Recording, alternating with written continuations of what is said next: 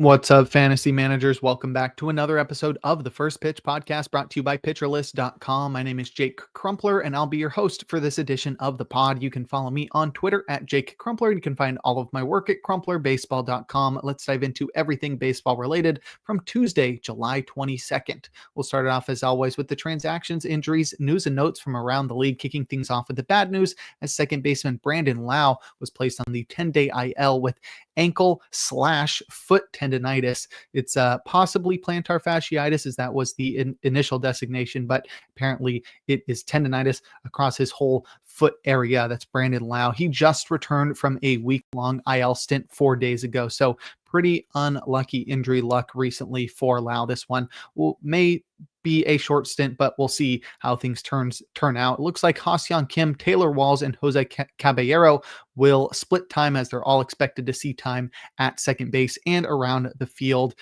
In other Rays news, they acquired outfielder Stuart Fairchild via trade from the Braves, so he will factor in likely against left-handed pitching. Next, we have closing pitcher Tanner Scott, who was placed on the 15-day IL with elbow inflammation. Tough blow to the Dodgers bullpen, but ultimately they'll be fine. They have so many options in that bullpen. Alexis Diaz was recalled from the minors in a corresponding move, but I'd expect Kirby Yates and Alex Vesia to see the bulk of save opportunities for the Dodgers with Scott on the IL. Next, we have starting pitcher Lance McCullers Jr., who was placed on the 15-day IL with a blister on his finger. Those are always tough, so it's undetermined how long McCullers will be out, but he just can never catch a break. He seems to always be injured. Relief pitcher Nick Hernandez was recalled from the minors in a corresponding move, so a rotational replacement for McCullers remains unclear. Next, we have outfielder Denzel Clark, who was placed on the 10-day IL with an adductor strain. Colby Thomas was recalled from the minors in a corresponding move, and he will take over in right field for Lawrence Butler, who shifted to center field in Clark's absence. And in other A's news, second baseman Max Muncy, the A's one, not the Dodgers one, was placed on the 10-day IL with a bruised hand. It looks like Luis Urias will take over for Max Muncy, who was hit in the hand by a pitch and avoided a much more serious injury. In terms of transactions, starting pitcher Hayden Birdsong was optioned to the minors. He failed to record an out in his most recent outing and has a 10.38 ERA and a 20% walk rate over his last 5 starts, as his control has failed him mightily. Carson Seymour was recalled from the minors in a corresponding move and pitched in relief yesterday, but he's expected to start on Sunday versus the Mets to take over for Birdsong in the rotation.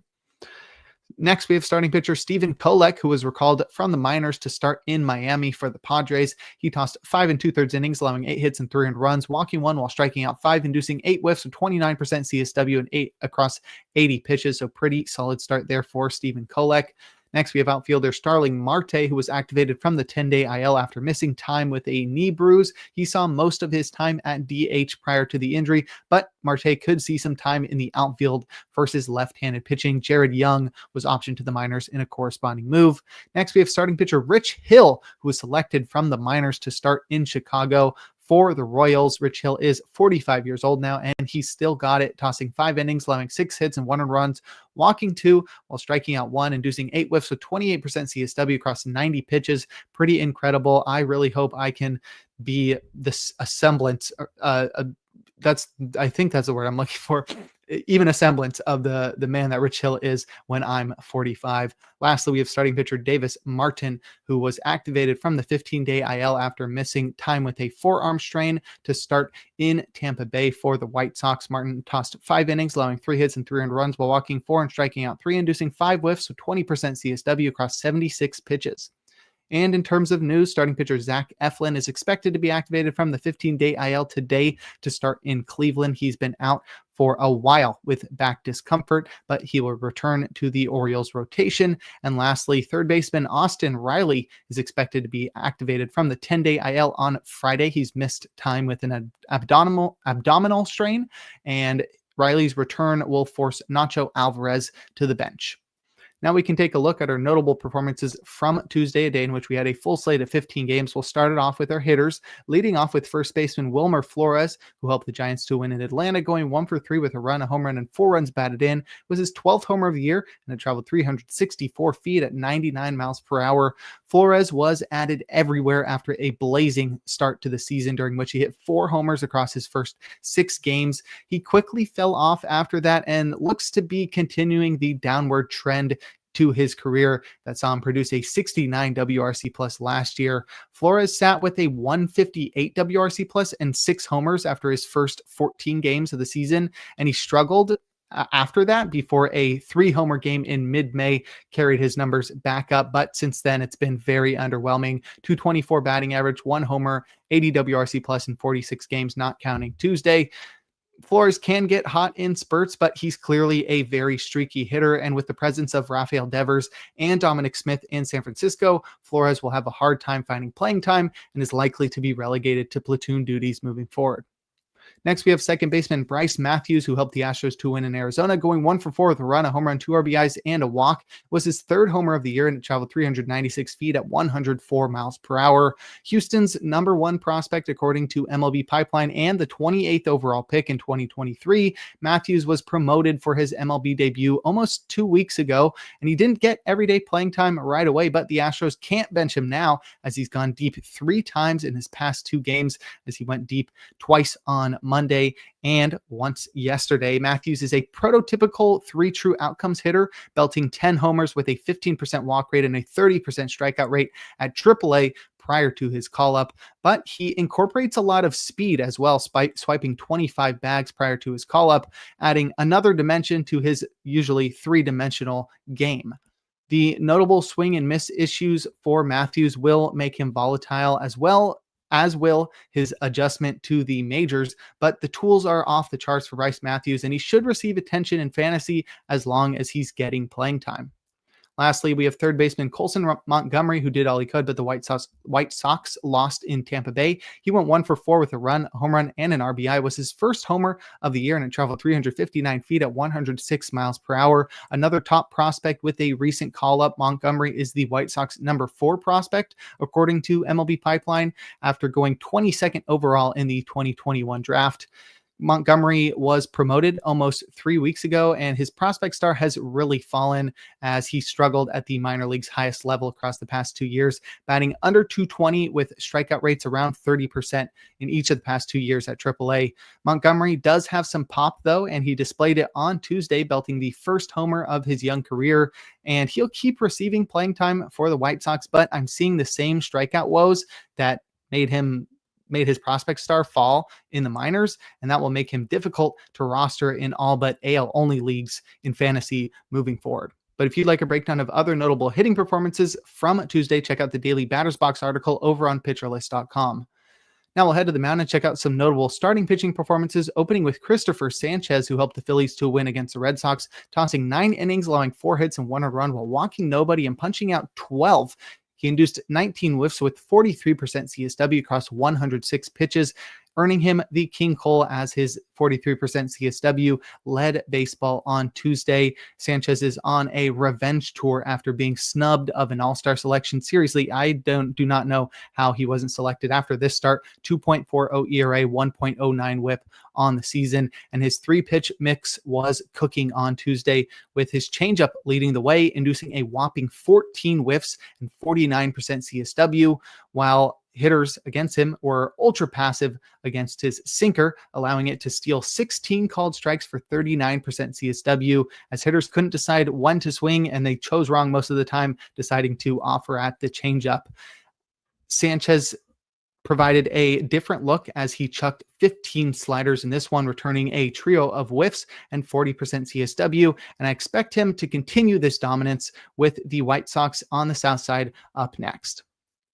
Next, we have Frankie Montas, who helped the Mets to win against the Angels, tossing 5 2/3 innings, allowing 8 hits and 2 earned runs while walking 2 and striking out 6. He induced 12 whiffs with 31% CSW across 91 pitches, and Montas located surprisingly well in this one, placing his sinker in on the hands of right-handed hitters, leading to 7 outs on 9 balls in play. A lot of weak contact there, while he spotted sliders low and glove side, leading to a trio of whiffs. Sweepers worked as a curveball usually would, catching hitters off guard in the zone to steal 9 called strikes, but it was the success of Montas's splitter that carried him in this one, as he was able to keep it low, returning 5 whiffs and 32% CSW. Montas has now allowed 1 or fewer run in 3 of 5 starts on the season, while combining to allow 10 runs in the other 2 starts. He's obviously somewhere in between those two extremes and is probably someone to avoid against tough offenses anyway, like the Padres in San Diego up next. And lastly, we have Joey Cantillo, who helped the Guardians to win against the Orioles, tossing 5 innings, allowing 2 hits and 1 earned run while walking 4 and striking out 5. He induced 14 whiffs with 37% CSW across 95 pitches. And our streamer of the day came through, parlaying his exceptional extension to success against the Orioles. Cantillo's low 90s heater plays up because of how closely he releases it from the plate. He's got 7.5 feet of extension, which led to 4 whiffs and 38% CSW on his heater as he offered it all over the zone. It pairs beautifully with his changeup, which he located well low in the zone, inducing 7 whiffs and 33% CSW, while Cantillo's curveball, which he failed to locate effectively, still found a lot of success with a trio of whiffs and 41% CSW. Cantillo is an under-the-radar starter that could have a sneaky breakout second half with his interesting attributes, and I'd be keeping an eye on him everywhere, and I'm looking to stream him in Kansas City in his next start. But if you'd like a breakdown of every single start from Tuesday, give the Plus Pitch podcast a listen and check out Nick's daily SP roundup over on PitcherList.com. Now we'll head to the bullpen and check out the relievers that got saves and the closers that pitched outside of save situations or blew their saves. Starting with the former, Emmanuel Clase recorded his 22nd save with a scoreless ninth. David Bednar pitched a scoreless ninth for his 15th save. Ronnie Henriquez worked around 2 runs to record his 6th save. Pete Fairbanks is up to 17 saves after his perfect ninth on Tuesday. Devin Williams pitched a scoreless ninth for his 15th save. Ryan Stanek recorded his 3rd save with a scoreless ninth. Edwin Diaz had pitched on back-to-back days, so he was getting the day off. Brian King recorded his 1st save of the season with a scoreless ninth. Josh Hader had pitched in 2 of the past 3 days, and I guess a few days ago he threw a lot of pitches, but still curious why he wasn't using this one. Didn't really matter. King got the job done. And lastly, Andres Munoz threw a hitless ninth to record his 22nd save. And in terms of closers to pitch outside of save situations or below their saves, Jeff Hoffman served up a go-ahead homer in the 9th to take his 3rd loss of the season. Daniel Palencia pitched a scoreless 9th with a 6-run lead. This was not a maintenance outing, so I'm not sure what the occasion was here. Robert Garcia worked around an unearned run in the 8th, up by 5, and Sean Armstrong worked the 9th in that one. Another weird usage situation there. Seth Halverson pitched a hitless 9th, up by 4. The Rockies tagged on an insurance run in the 8th that took away Halverson's save opportunity. Kevin Ginkel recorded the final 2 outs of the 7th for his 6th hold. Not sure what the usage is there. They were up by 1 at the time, so pretty unclear who the Diamondbacks closer is at this point. And lastly, Yohan Duran pitched the 8th and 9th, working in around a 2-run shot in the 9th to secure what was originally a 5-run lead. But if you'd like more information on relief pitchers, check out Rick Graham's weekly articles over on PitcherList.com. And before we look forward to today's games, we're going to take a quick break.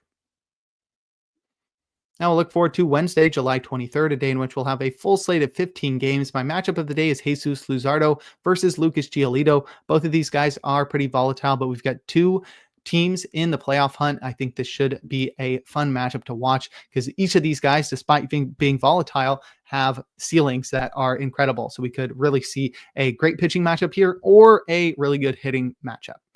In terms of probable starters, we've got 7 guys in the auto starts tier, including Tyler Glasnow versus the Twins, Max Fried in Toronto, and Nathan Eovaldi versus the A's. Our probably starts tier also has 7 guys, and that's where we'll find our streamer of the day in Michael Soroka versus the Reds. Soroka's been very solid this year, still confused why he is rostered so little in Yahoo leagues, but he gets the Reds outside of Cincinnati, and that's a great start for him. I'd also keep an eye out for Slade Ciccone versus the Orioles. He's been on fire recently. It's a Vargas rule. It's a little bit precarious, but the Orioles haven't been great this year and Saucony's on fire. So if you can keep it rolling one more time, then this will be a great start. In terms of hitter suggestions, I look at Pirates hitters versus Troy Melton in his MLB debut in PNC Park. Pitchers are usually not great in their MLB debuts, so I'm looking to target the Pirates hitters facing a pitcher making his MLB debut in Troy Melton.